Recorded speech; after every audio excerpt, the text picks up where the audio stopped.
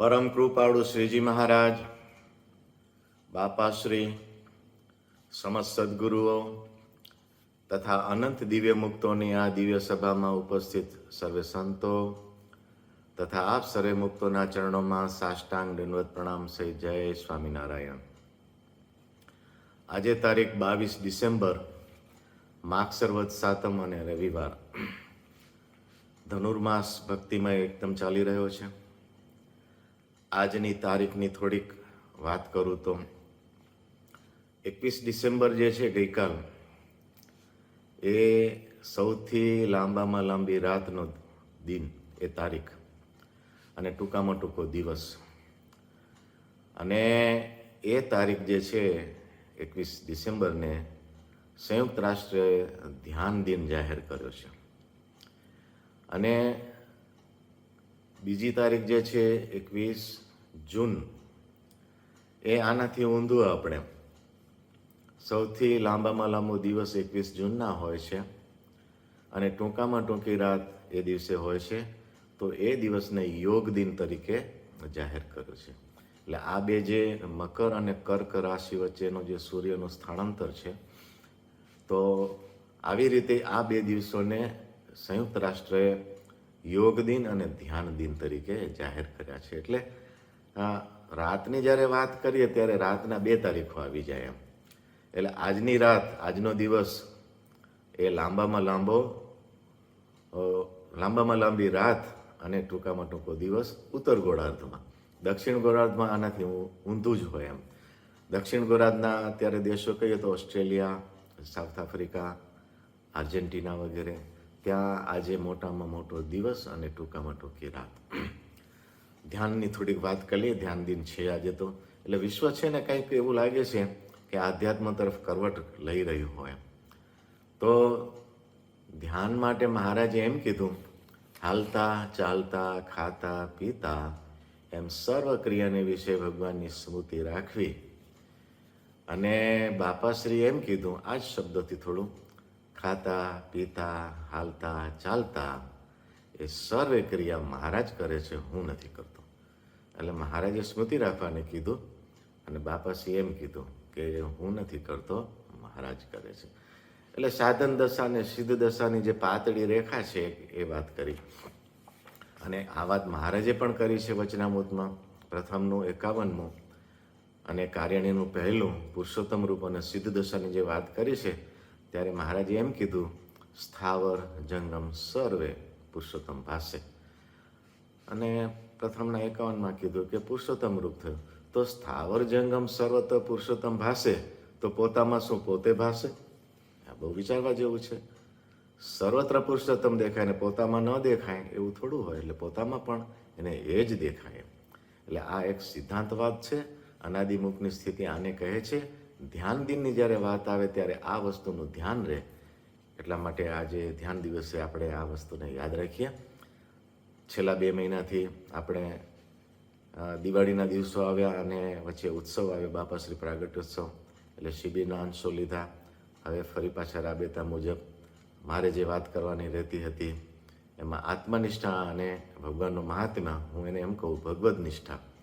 આત્મનિષ્ઠા અને ભગવદ નિષ્ઠાની જે વાત હતી એ વાતને આજે ફરીથી લેવી છે. થોડોક ભૂતકાળને યાદ કરી લો. તો લોયાના 18મા વચનામૃત સુધીની વાત થયેલી હતી અને એમાં એવી રીતે વાત કરેલી કે લોયાના 18 વચનામૃતમાં કાં આત્મનિષ્ઠા કાં ભગવદ નિષ્ઠાની વાત હતી. એમાં વધારે પડતી ભગવદ નિષ્ઠાની વાત હતી. સારંગપુરના વચનામૃતમાં આત્મનિષ્ઠાની વિશેષ વાત હતી.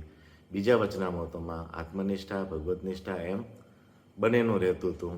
એમ લોયાના વચનામૃતો સુધી 70% વચનામૃતોમાં આ વાત હતી એવું તારણ નીકળેલું. હવે પંચાળાના વચનામૃત.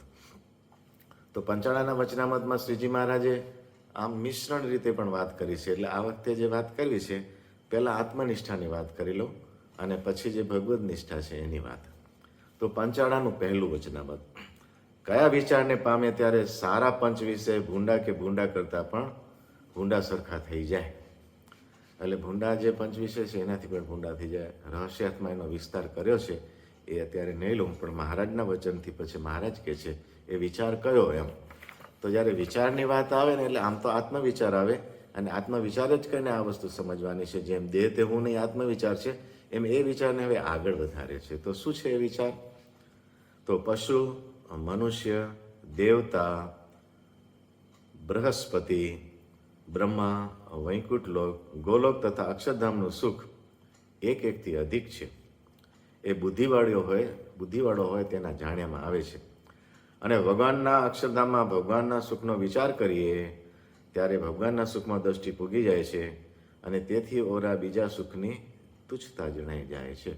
ભગવાનથી ઓરું જે કંઈ છે ત્યાં સુધી અક્ષર પર્યંત જે કંઈ બધા જે પેલા લેયર છે, સ્ટેજ છે, એ બધા સુખ છે એ કેવા થઈ જાય છે? એ તુચ્છ થઈ જાય છે. આ વિચાર જેના હૃદયમાં દ્રઢ ઠર્યો તેને વચમાં કોઈ ઠેકાણે રહે નહીં, ઠેઠ ભગવાનના ધામમાં જ પૂગે.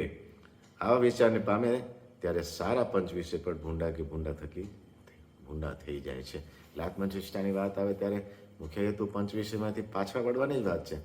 તો અહીંયા ભગવાનના મહિમાથી પંચ વિષયની પાછા વળવાની વાત છે. મધ્યના 13માં વાત કરી છે, અનેક વચનામતમાં વાત કરી છે, પણ શરૂઆતમાં બધા લોકના અને મનુષ્યના સુખની વાત કરી.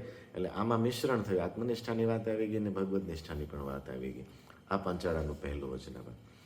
પંચાળાનું બીજું વચનામત સાંખ્ય અને યોગની વાત.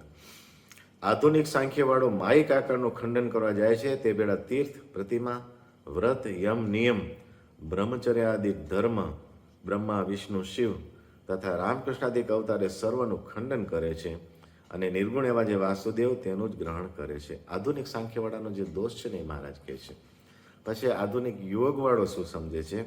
તો આધુનિક યોગવાળો સરથી પર જે પુરુષોત્તમ શ્રી કૃષ્ણ એના આકારનું સ્થાપન કરવા તો જાય છે, પણ બીજા જીવના આકાર તથા બ્રહ્મા, વિષ્ણુ, શિવના આકાર તથા રામકૃષ્ણાદિક અવતારના આકાર તે સર્વેને તુલ્યપણે જાણે છે. એટલે આવું જાણે એટલે ઉપાસનાનો ભંગ થાય છે. એટલે મહારાજને એ માન્ય નથી. આ બધા સરખા એ વાત માન્ય નથી. એટલે આ વિચારની વાત છે. જેમ વિચાર જે છે ને આ પણ એક વિચાર છે. માટે સાંખ્ય વિચારે કરીને પોતાના આત્માને સર્વથી પૃથક શુદ્ધ બ્રહ્મરૂપ માનીને પછી જીવના કલ્યાણની અર્થે પ્રગટ થયા જે ભગવાન તેના રૂપને સત્ય જાણીને તેનું આત્માને વિશે ધ્યાન કરવું. એટલે આવી રીતે આત્મનિષ્ઠા. કેવી રીતે? તો કે આ બધાથી ભિન્ન મારું સ્વરૂપ છે, બ્રહ્મરૂપ માનીને પછી ભગવાનનું ધ્યાન કરવું, ઉપાસના કરવી. પંચાળાનું ત્રીજું, જેને બુદ્ધિ હોય તેને ભગવાનમાં હેત કેમ કરવું? તો જે 24 તત્વ છે તે થકી પોતાના જીવને પૃથક જાણવું. પંચાળાના બીજામાં 24 તત્વની જ વાત આવે ને, જ્યારે સાંખ્યની યોગ આવે એટલે 24 તત્વ 25 તત્વની વાત આવે. તો એ તત્વ થકી પોતાનું સ્વરૂપ ભિન્ન જાણવું, અને જીવને વિશે ઇન્દ્રિયોની વૃત્તિ ખૂંટીને રહી છે તેને ઉખાડી નાખીને જીવ સત્તાપણે રહ્યા થકા નિર્ગુણપણે ભગવાનમાં હેત કરવું. તે નિર્ગુણપણું તે શું? તો સત્વ, રજ, તમ એ 3 ગુણ તથા સ્થૂળ સૂક્ષ્મને કારણ એ 3 દેહ તથા જાગ્રત, સ્વપ્ન અને સુષુપ્તિ એ 3 અવસ્થા એ સર્વે ક્ષેત્ર છે. તે ક્ષેત્રને પોતાના આત્માથી પૃથક જાણે ને ક્ષેત્રજ્ઞ એવો હું એ મારે વિશે હોય નહીં. એટલે પોતાને ક્ષેત્રજ્ઞ માને. પેલા દેહના જે ભાવ છે એ ન માને, દેહની અવસ્થા ન માને, દેહના ગુણ ન માને. અને એ સર્વેનો જાણનારો છું, અતિ શુદ્ધ છું, અરૂપ છું, અલિંગ છું, ચૈતન્ય છું, અને ક્ષેત્ર તો અતિ મલિન છે, જળ છે, નાશવંત છે, એમ દ્રઢપણે સમજીને એ સર્વેથી વૈરાગને પામીને સ્વધર્મે સહિત જે ભગવાનને વિશે ભક્તિ કરવી તેને એકાંતિકની ભક્તિ કહીએ, અને જ્ઞાની પણ એને કહીએ, અને એ જ્ઞાની તે સર્વથી શ્રેષ્ઠ છે. ગીતામાં કીધું છે, મહારાજ કહે છે એમ સમજીને ઇન્દ્રિયો અંતકરણ વિષય એ સર્વેના જે મૂળ તે જીવમાંથી ઉખેડી નાખીને ભગવાનને વિશે હેત કરવું એ ઠીક છે. અને એ ઇન્દ્રિય અંતકરણ ભગવાન સંબંધી વિષય ગ્રહણ કરવામાં ઉપયોગી છે એમ સમજીને એનો ગુણ ન લેવો. એટલે જો આ દેહનો આ એવું છે, ભલે દેહથી ભક્તિ કરી પણ એમ કે મારો દેહ કેવો છે ભક્તિ કરવામાં, પણ એમ ગુણ લેવાનો નથી. એ ગુણ લેવા જાય તો શું થાય છે? માયા ક્યારે ગરી જાય ખબર ન પડે. અને ઇન્દ્રિયાંતકરણ ભગવાન સંબંધી વિષય ગ્રહણ કરવામાં ઉપયોગી છે એમ સમજીને એનો ગુણ ન લેવો, અને એનો તો વેરી જાણવાને તેનો વિશ્વાસ ન કરવો. મહારાજે કીધું ને, સિદ્ધ દશાને પામે તો મનનો વિશ્વાસ ન કરવો. માટે આત્મારૂપ થઈને ભગવાનને વિશે હેત થાય તે ઠીક છે, એ અમારો સિદ્ધાંત છે. ને એવી રીતે જે ભગવાનમાં હેત કરે અને ભગવાનની પ્રાર્થના કરે છે, હે મહારાજ, હે સ્વામીન, હે ભક્તવત્સલ, હે દયાનિધો, ઇન્દ્રિયો અંતકરણ એ મારા શત્રુ છે, માટે એ થકી મારી રક્ષા કરજો. આપણને બધાને આપણની પોતાની સ્થિતિની ખબર હોય કેટલું આ બધું જે માયાનું ટોળું છે આપણને પીડે છે, તો ભગવાન પાસે પ્રાર્થના કરીને એમાં છૂટવાની પ્રાર્થના પણ કરવી અને આ વિચાર પણ રાખવો, આગળ જે વિચાર કર્યો કે 24 તત્વથી ભિન્ન મારું સ્વરૂપ છે, એમ નિરંતર પ્રાર્થના કરીને પોતાને ક્ષેત્રજ્ઞ ચૈતન્ય જીરૂપ માનીને ભગવાનને વિશે હેત ભક્તિ કરવી. એટલે આવી રીતે મહારાજે આત્મનિષ્ઠાને આવી રીતે વર્ણવી છે. હવે ભગવદ નિષ્ઠા જોઈએ તો 3 વચનામત લીધા, હવે 4થું વચનામત પંચાળાનું. વેદાદિ શાસ્ત્રને વિશે ભગવાનનું સનાતન અનાદિ દિવ્ય એવું જે મૂળ રૂપ પોતાના અક્ષરધામમાં રહ્યું છે તે કહ્યું છે. અને ઇન્દ્રિયો અંતકરણ થકી અગોચર અને એ થકી જાણ્યામાં કે અનુભવમાં આવે એવા એ ભગવાન નથી. અને ભગવાનનું જેવું ધામ છે તેવું સ્થાનક આ બ્રહ્માંડમાં કે બ્રહ્માદિક દેવોના સ્થાનક નથી જે તેને ઉપમા દેવાય. અન્ય વચનામૃતમાં જ્યારે આવે છે વાત ત્યારે બધા ધામના નામ લઈને વાત કરી છે. અહીંયા કને નામ નથી લીધા, પણ એ એકે ભગવાનના ધામનું જે અક્ષરધામ છે એની તોલે એકે આવે ને જે પંચાણામાં કીધું એ. અને એ ધામને વિશે રહ્યા છે ભગવાનના ભક્ત, તેને જેવું સુખ છે તેવું કોઈને સુખ નથી જેની ઉપમા દઈએ. અને ભગવાનનો આકાર છે તેવા બ્રહ્માંડમાં કોઈનો આકાર નથી જેને એની ઉપમા દઈએ. એવા ઇન્દ્રિયો અંતકરણને અગોચર એવા ભગવાન અસંખ્ય સમૃદ્ધિ, અસંખ્ય પાર્ષદ, તેણે યુક્ત અનંતકોટી બ્રહ્માંડના પતિ છે, મહારાજા ધીરાજા છે, દિવ્ય રૂપ છે. ને બ્રહ્માંડ પ્રત્યે રહ્યા જે બ્રહ્માદિક દેવો તે ભગવાનની પ્રાર્થના કરે છે જે હે મહારાજ, તમે અમને દયા કરીને દર્શન દો અને અમારા બ્રહ્માંડમાં પધારો. ત્યારે જે ભગવાન તે બ્રહ્માંડમાં જ્યાં જેવું કાર્ય તેવા દેહનું ધારણ કરે છે. અને જ્યારે મનુષ્ય દેહ ધારણ કરે છે ત્યારે મનુષ્યના જેવી જ ક્રિયા કરે છે અને મનુષ્યના જેવો જ સ્વભાવ ધારે છે. ત્યારે મનુષ્ય સ્વરૂપનું વર્ણન શાસ્ત્રમાં કર્યું હોય છે અને મૂળ જે દિવ્ય સ્વરૂપ તેનું પણ વર્ણન કર્યું હોય છે. એવા એ ભગવાન જ્યારે મનુષ્ય રૂપે દર્શન આપે છે ત્યારે પોતાના ઐશ્વર્યનો સંકોચ કરીને મનુષ્ય જેવા જ થઈને દર્શન આપે છે. ત્યારે તે મનુષ્યને દર્શનમાં, સ્પર્શમાં તથા 9 પ્રકારની ભક્તિ કર્યામાં આવે છે. એમ મનુષ્ય રૂપે ભગવાન થાય છે ત્યારે પોતાનો દિવ્ય ભાવ છુપાવી રાખો, તે ઉપર જ પોતાની દ્રષ્ટિ રહે છે. આવી રીતે જેણે યથાર્થ ભગવાનને જાણ્યા એને ભગવાનના સ્વરૂપમાં નિશ્ચય ન થાય, નહીંતર સંશય જરૂર થાય. તો આવી રીતે ભગવાનનું મહાત્મા કે મનુષ્ય રૂપ છે છતાં પણ એના એ જ છે. પંચાળાનું 6. આ અવતાર સર્વોત્કર્ષપણે વર્તે છે. એવી રીતે જેની પ્રત્યક્ષ શ્રી કૃષ્ણના સ્વરૂપમાં અચળ મતી હોય, પ્રત્યક્ષ શ્રી કૃષ્ણનું સ્વરૂપ એટલે શ્રીજી મહારાજ મનુષ્ય રૂપે વિચરતા હતા એ સ્વરૂપ, એને વિશે અચળ મતી હોય ને એ મતી કોઈ દિવસ વ્યભિચારને ન પામતી હોય ને તેની વતી કોઈ કુસંગે કરીને કદાચ કંઈક અવળું સવડું વર્તાઈ ગયું હોય તો પણ કલ્યાણના માર્ગ થકી પડે નહીં, એનું કલ્યાણ જ થાય. મધ્ય પ્રકરણના 9માં 16માં જે ભગવાને વાત કરી છે એ વાત અહીંયા મહારાજે પહેલાં કહેલી છે. તો આવી રીતે પંચાળાનું 6થું વચનામત, પંચાળાનું 7મું જુઓ, બધા જ વચનામતમાં વાત આવી. 5મામાં પણ ભગવાનનો પેલી ભક્તિની મહિમાની વાત છે, પણ આત્મનિષ્ઠાને આ રીતે નથી એટલે આપણે નથી લેતા, પણ વચનામતનો દોરા. પંચાળાનું 7મું, જેટલા વચનામત જોયા એમાં હવે પંચાળાના 7મામાં બધો જ સાર એમાં લઈ લીધો છે મહારાજે. ધામ જે પોતાનું સ્વરૂપ તેણે કરીને ટાળ્યું છે એ માયરૂપ કપટ જેમણે, એવું ભગવાનનું મનુષ્ય રૂપ પણ સત્ય સ્વરૂપ છે. એટલે ભગવાનનું મનુષ્ય રૂપ છે એ પણ એ જ છે, એ બીજી વસ્તુ જ નથી એમ. અને આત્યંતિક પ્રલયને અંતે અક્ષરધામને વિશે જેવું ભગવાનનું સ્વરૂપ અનંત ઐશ્વર્ય તેજે યુગ છે, તેવું ને તેવું જ જે પ્રત્યક્ષ મનુષ્ય રૂપ ભગવાનને વિશે જાણવું તેને તત્વે કરીને ભગવાનને જાણ્યા કહેવાય. આ વસ્તુ જણાઈ જાય ને પછી ક્યાંક જવું છે કે એ બધા ભાવ નીકળી જાય છે. અને જ્યારે માયિક દ્રષ્ટિ મટે ત્યારે એની એ જ ભગવાનની મૂર્તિ તેને પરમ ચૈતન્ય સતચિત આનંદમય જાણે અને પોતાની યોગ માયા કરીને બાળક, યુવાન, વૃદ્ધપણું તથા જન્મ મરણપણું દેખાય છે. પણ વસ્તુગત એ તો ભગવાન જેવા છે તેવા ને તેવા જ છે અને સદા દિવ્ય આકાર છે, દિવ્ય સાકાર છે. અને એ જે પુરુષોત્તમ નારાયણ તે કોઈક કાર્યને અર્થે પુરુષ, પ્રકૃતિ, મહતત્વ, વિરાટ, બ્રહ્માદિક તથા નારદ સંકાદિકને વિશે એ પુરુષોત્તમ અંતર્યામીપણે પ્રવેશ, પુરુષોત્તમનો અંતર્યામીપણે પ્રવેશ થાય છે અને તેને પોતાના પ્રકાશકને લીન કરી નાખીને પોતે જ તે રૂપે કરીને સર્વોત્કર્ષપણે વિરાજમાન રહે છે.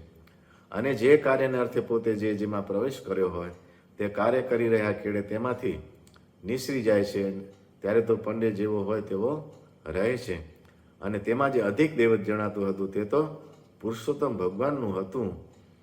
એવા તેજોમય દિવ્યમૂર્તિ જે ભગવાન તે જીવોના કલ્યાણને અર્થે ને પોતાને વિશે 9 પ્રકારની ભક્તિ જીવને કરાવવાને અર્થે કૃપા કરીને પોતાની જે સર્વ શક્તિઓ, ઐશ્વર્ય, પાર્ષદ તેને સહિત થકા જ મનુષ્ય જેવા થાય છે. ત્યારે પણ જે એવા મર્મના જાણનારા છે તે આ ભગવાનનું સ્વરૂપ અક્ષરધામને વિશે રહ્યું છે તેવું જ પૃથ્વીને વિશે ભગવાનનું સ્વરૂપ રહ્યું છે તેમ સમજે છે, પણ તે સ્વરૂપને વિશે અને આ સ્વરૂપને વિશે લેશ માત્ર ફેર સમજતા નથી. એમ જાણી પુરુષોત્તમ ભગવાનની ઉપાસના ભક્તિ કરે છે. એટલે આવી રીતે ઉપાસના ભક્તિ કરવાની છે. એટલે હું આ સ્વરૂપને ભજું તો પહેલા સ્વરૂપને પામું એવી વસ્તુ જ નથી. એટલે શિક્ષાપત્રીમાં મહારાજે કીધું કે બ્રહ્મરૂપે ભક્તિ કરવી એ જ મુક્તિ છે.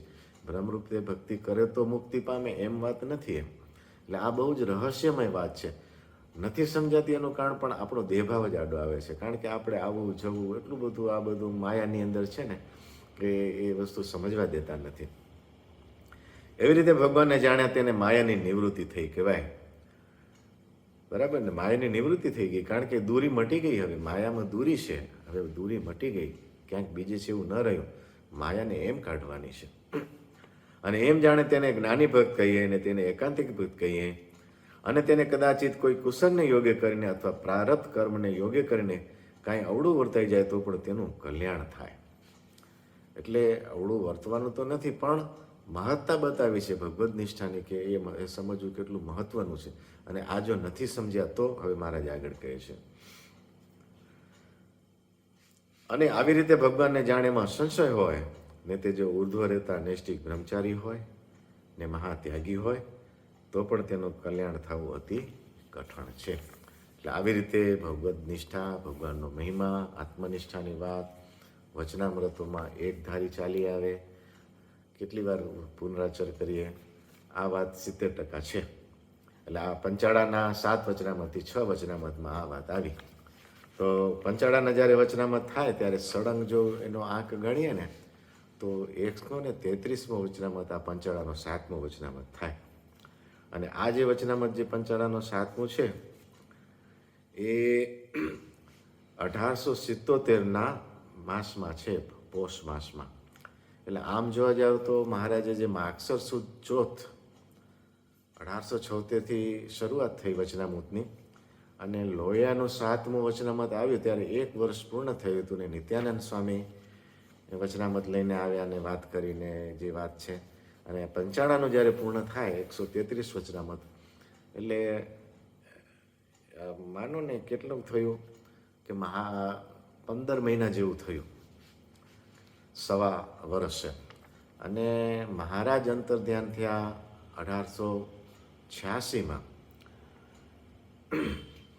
એટલે 74 થી 86 તો 12 વર્ષનો ગાળો થયો. તો એમાં 1.25 વર્ષની અંદર જ 50% વચનામત લખાઈ ગયા છે. આ તારણ કાઢીએ ને તો આવું નીકળે છે. તો 1.25 વર્ષની અંદર જ આટલા બધા વચનામતો લખાઈ ગયા, ટોટલ જે ગાળો જે છે એમાંથી. તો પાછળના વચનામતો, બાકીના જે 50% વચનામતો છે એ બાકીના 9-10 વર્ષ લાગ્યા. અને આ 1 વર્ષની અંદર રાઉન્ડ ફિગરમાં બોલ્યો હતો. એટલે 1:10નો રેશિયો થયો. તો આવી રીતે જે વચનામતો લખાયા, કદાચ એવું મને એવું લાગે કે પછી મહારાજે મંદિરો બાંધવાની શરૂઆત કરી, પછી એમનું વિચરણ આ મંદિરો માટે, બીજા ત્રીજા કાર્ય માટે વિશેષ કદાચ રહ્યું હોય. નહીંતર આપણે વચનામત 1000ની સંખ્યામાં મળત. જો આ જ પેસ રહ્યો હોત 1 વર્ષની અંદર, જે વચનામત લોયાના વચનામત ગણો તો 115 થતા હતા 1 વર્ષની અંદર. તો 10 વર્ષમાં આ તો એક ખાલી એક પેલું લોજિક છે. તો આવી રીતે જે વચનામત જે છે 1:10નો રેશિયો. બાપાશ્રીની વાતોને વાત કરીએ ને તો આનાથી જસ્ટ ઊંધું છે કે 1962ની સાલમાં બાપાશ્રીની વાતો લખાવાની શરૂઆત થઈ અને 1982 એટલે 20 વર્ષમાં પહેલો ભાગ જે છે અડધો કહેવાય એમ રફલી. તો 20 વર્ષમાં અડધી લખાણી અને છેલ્લા 2 વર્ષમાં જ માત્ર બાકીની અડધી એમ. એટલે આ 1:10 રેશિયો પેલો 10:1 રેશિયો બાપાશ્રીની વાતોનો આ એક ખાલી કંઈક તારણ છે. તો આવી રીતે શ્રીજી મહારાજે વચનામૃતની અંદર સળંગ આત્મનિષ્ઠા ભગવદ નિષ્ઠાની વાત કરી છે. આપણામાં જે દોષો રહી જાય છે એને ટાળવાના ઉપાયમાં પણ આ જ વાત કરી છે મહારાજે. સૌથી મોટો દોષ ભગવાનના ભક્તનો અપરાધ થઈ જાય, દ્રોહ થઈ જાય, એને ટાળવા માટે પણ મહારાજે આ ઉપાય બતાવ્યો છે. અને એ વાત પણ મહારાજે ખૂબ કરી છે, ભગવાનના ભક્તનો દ્રોહ ન કરો, પણ એના મૂળમાં પાછું આત્મનિષ્ઠા અને ભગવદ નિષ્ઠા. તો આવી રીતે આપણે અડધે પહોંચ્યા છીએ ત્યારે આ વાત એક ધારી સળંગ કેવી ચાલી આવી છે એ એક આપણને યાદ રહે એટલા માટે આ વાત છે, ભગવત પ્રસન્નતાર્થે આ વાત છે. આગળના સમયની વાત કરીએ, મહારાજ પ્રગટ થયા એના પહેલાંની વાત કરીએ તો પણ સત્પુરુષે જે થયા છે, મોટા અવતારો થયા છે, ઉપનિષદો રચાયા છે, એમાં પણ આ જ વાત છે. શંકરાચાર્યની વાત કરીએ તો ભજ ગોવિંદમ જે છે એ જે પેલા કાશીના બજારમાં એક પંડિત ચાલ્યા જતા હતા ને બધું સંસ્કૃતના શ્લોક કંઠસ્થ બોલતા હતા ને બધું કરતા હતા, ત્યારે શંકરાચાર્ય એને જે ઉપદેશ કર્યો, એના શિષ્યોએ જે ઉપદેશ કર્યો ભેગા મળીને, તો એ જે ભજ ગોવિંદમ કહેવાય છે એમાં પણ આત્મનિષ્ઠાની વાત કરી છે અને ભગવાનના મહિમાની વાત. પેલા પંડિતને કીધું તું આ કર, તારા આ સંસ્કૃત કંઠે કરેલા શ્લોક તને કલ્યાણમાં વિઘ્ન કરશે, એકે કામ નહીં આવે એમ. ભજ ગોવિંદમાં જે કીધું છે ને એ આ જ વાત કરી છે કે આત્મનિષ્ઠા અને ભગવદ નિષ્ઠા. ભગવદ્ ગીતામાં વાત કરીએ તો પણ આ જ વાત શ્રીજી મહારાજે જે શ્લોકને વારંવાર યાદ કર્યો છે એ વાત હું વારંવાર કહું છું. સૌથી વધારે જે શ્લોક ટાંક્યો છે મહારાજે ભગવદ્ ગીતાનો એ પણ બ્રહ્મરૂપની જે વાત છે, બ્રહ્મભૂત પ્રસન્નાત્મા, બરાબર. તો એ શ્લોકમાં પણ આ આત્મનિષ્ઠાની જ વાત, બ્રહ્મભૂત પ્રસન્નાત્માના શોચતી ન કાંક્ષતી, બરાબર. એ એવી રીતે જે થયો એ પરાભક્તિને પામે છે, પરાભક્તિ માટેની આ જરૂરિયાત છે એ વાત ભગવદ્ ગીતામાં કીધેલી છે. ભગવાનનો મહિમાની વાત આવે ત્યારે પણ સર્વધર્મ પરિત્યજ્યમ એ પણ છેલ્લા અધ્યાયમાં વાત કરી, અને ચોથા અધ્યાયમાં પણ વાત કરી. જન્મ કર્મ ચ મે દિવ્યમ જે વાત છે એ વાત આ પંચાળાના 7મામાં પણ એ જ વાત આવી, ભગવાનના જન્મ કર્મ એ બધા દિવ્ય છે. તો ઉપનિષદમાં પણ આવી જ વાત, ઓમ પૂર્ણમદ પૂર્ણમિદમ પૂર્ણાત પૂર્ણમુદચ્યતે, એમાં પણ પૂર્ણતાની વાત, ભગવાનનું સ્વરૂપ ઓ સ્વરૂપ કે આ સ્વરૂપ જુદું નથી, બંને સ્વરૂપ પૂર્ણ છે. ઓ સ્વરૂપ આ સ્વરૂપ જે કયો તે, એમાં કોઈ એવો ભાગ ત્યાગ નથી, એવું ઉપનિષદમાં પણ કીધું છે. ઈશાવાસી ઉપનિષદનું આ વાક્ય છે અને એની શરૂઆતમાં પણ એનાથી થાય છે, ઈશાવાસ્યમ ઇદમ સર્વમ. તો આવી રીતે કદાચ ઉપાસનામાં ભલે થોડા ભેદ પડતા હોય, પણ આત્મનિષ્ઠાની વાત અને ભગવાનના મહિમાની વાત આપણા શાસ્ત્રો સારધાર હંમેશા કહેતા આવ્યા છે. તો હવે મુક્તોના વચન થોડાક લઈ લઉં. આપણે અડધે પહોંચ્યા છીએ ત્યારે ગોપાળાન સ્વામીની જે વાતો છે એક વાતનો થોડોક અંશ લઈ લઉં, ગુણાતીતાન સ્વામીનો અંશ લઈ લઉં. તો ગોપાળાન સ્વામી એવું કીધું છે, જ્યારે ભગવદ નિષ્ઠાની વાત આવે, આ લોકના પંચ વિષય છે તે ભગવાનના ધામમાં જતા અંતરાય કરે એવા છે, એમ જાણીને તે ઉપરથી અતિશય દોષ બુદ્ધિ કરે. આ દોષ બુદ્ધિ કરવાની વાત આવે ને ત્યારે આ દેહ તે હું નહીં ને એ જ વાત આવે.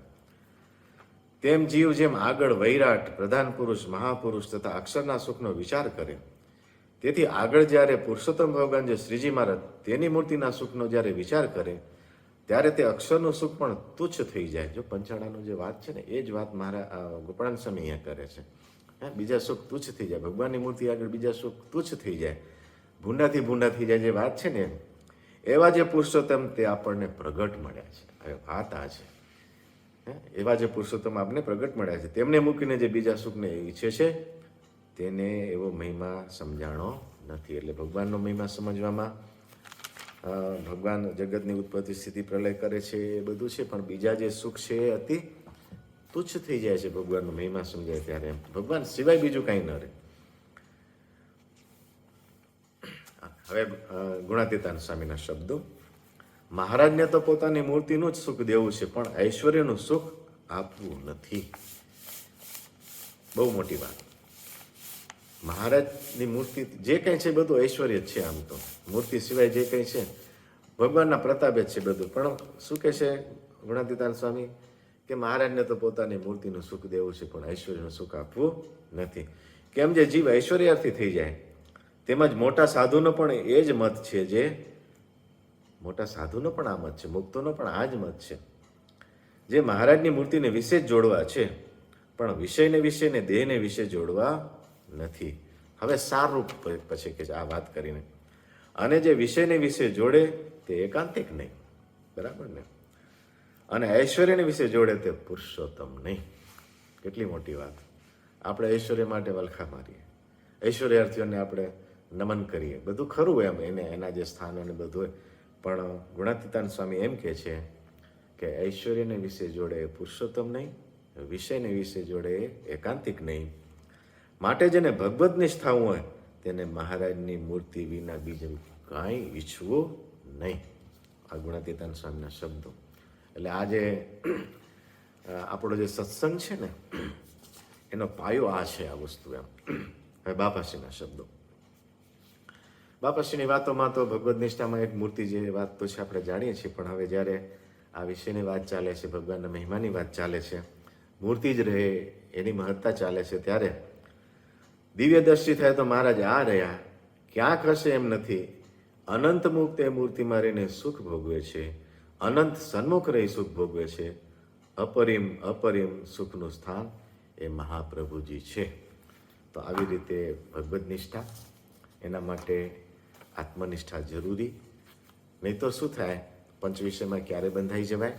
મહારાજે જેમ કીધું ને, દેહનો વિશ્વાસ ન કરવો, એ ક્યારે થઈ જાય એનો ભરોસો ન રહે. તો આ વાતને આપણે જાણી લઈએ.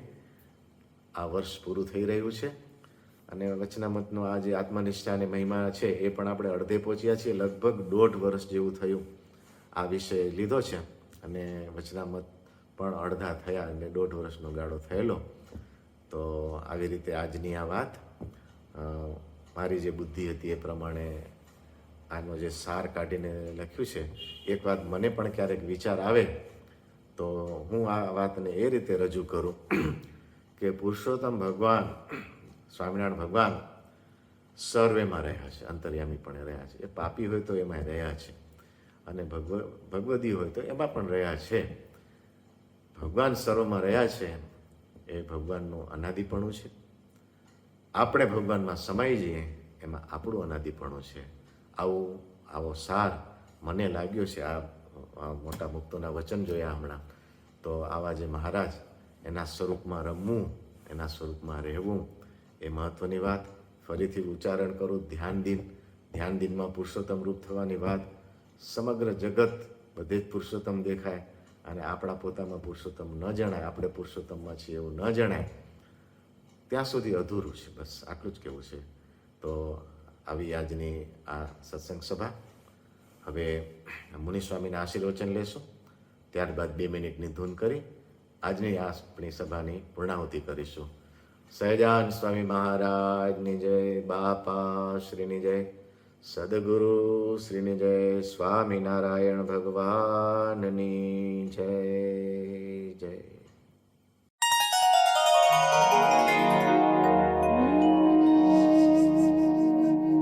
બાપા કે કામ થયો, સાધન તો ખૂટી ગયા, પછી આગળ ચલાવ્યું નથી. ત્યાર પછી આગળ અનાજીની સ્થિતિમાં જુઓ, બ્રહ્મકાંતિની સ્થિતિમાં ન જવાય. ત્યારે મહારાજને ચીજમાં સાક્ષાત દર્શન દે, ત્યારે એ આત્મા મહાચીજ જેવો હોય તો સાકાર થઈ જાય, પરમ એકાંતિક મુક્ત થઈ જાય. પછી મહારાજજીની મૂર્તિનો અનુભવ મહારાજ આપે એની વખતે, ત્યારે મહારાજ જેવો થઈ મહારાજની મૂર્તિમાં તદ્દીન અનાદિ મુક્ત એની પેટે અનાદિ કરી મૂર્તિનું સુખ જ ભોગવે છે. ત્યારે મહારાજને સુખે શીખ્યો છું.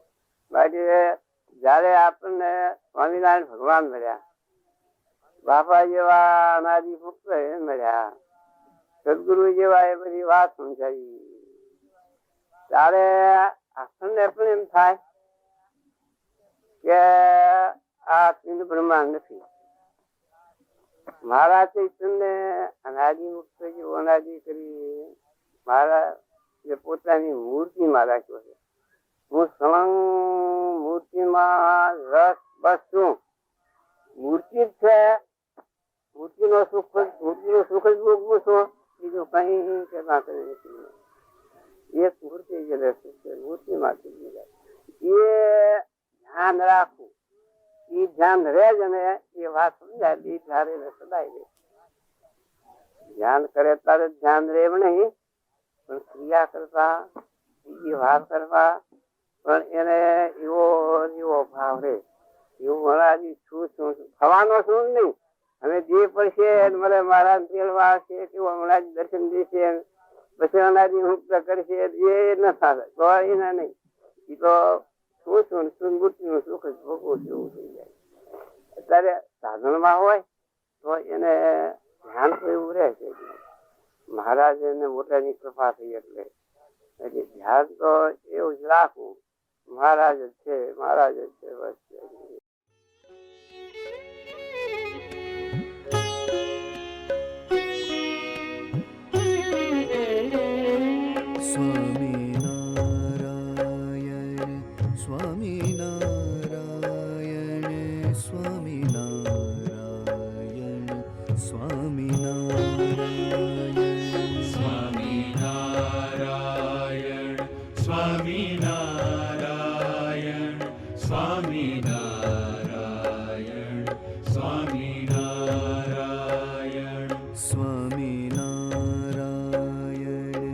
સ્વામિનારાયણ સ્વામિનારાયણ.